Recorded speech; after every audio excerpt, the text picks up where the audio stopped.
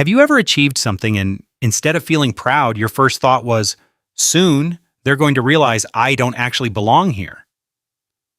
Maybe you got the job, passed the exam, started the business, joined the room, or received praise from someone you respect. But instead of confidence, you felt panic. It felt like you were somehow tricking everyone. The strange thing about imposter syndrome is that the more capable you become, the more it can show up. It does not always appear because you are failing. Sometimes it appears because you are growing. Imposter syndrome tells a very convincing lie. It usually does not sound dramatic or obvious. It does not simply say you are completely useless. Instead, it whispers things that feel believable. You just got lucky. They only praised you because they were being nice. Everyone else knows what they are doing. Or, you are one mistake away from being exposed. That is what makes it so powerful. It does not attack you with clear lies. It attacks you with doubts that feel almost reasonable. When you make one mistake, imposter syndrome treats it like evidence. Not evidence that you are learning, improving, or being human, but evidence that you never belonged in the first place. This is one of the biggest misunderstandings about imposter syndrome. Feeling like an imposter does not mean you are unqualified. In many cases, it means you have stepped into a new level of your life and your mind is trying to adjust. Imposter syndrome often appears when you enter a new role, a new job, a new relationship, a new creative project, or a new environment where more is expected of you. Your brain naturally likes familiarity because familiarity feels safe. So when you enter a space that stretches you, your brain may try to protect you by warning you that failure is possible. The problem is that we often mistake fear for truth. We think, I feel nervous, so I must not be ready. But nervousness does not always mean you are unprepared. Sometimes it simply means that what you are doing matters to you. Another reason imposter syndrome feels so real is comparison.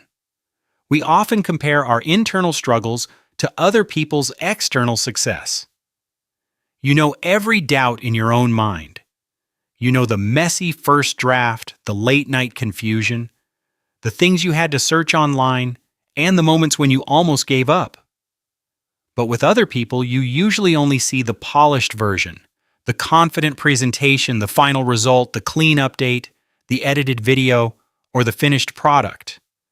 This makes it easy to believe that everyone else is naturally confident while you are secretly struggling. The truth is that most people are figuring things out as they go. The people you admire are not always fearless. Many of them have simply learned how to keep moving while fear is still present. Confidence does not always come before action. Sometimes confidence is built through action. You do the thing while feeling uncertain, and over time, your mind begins to collect proof that you are capable. Imposter syndrome does not only affect how you feel, it also affects how you behave. You may over-prepare because you are afraid of being caught off guard.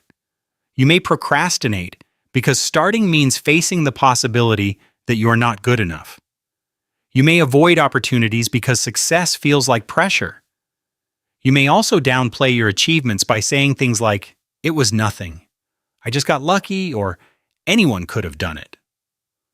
But if you keep dismissing your own evidence, your confidence will never have a chance to grow.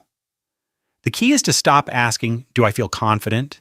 and start asking, "What evidence do I have that I am capable?"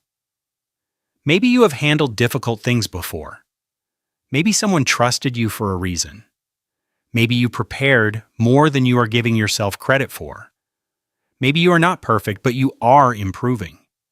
Maybe the fact that you care so much is part of what makes you good at what you do. Imposter syndrome thrives in vague fear, but it weakens when you become specific.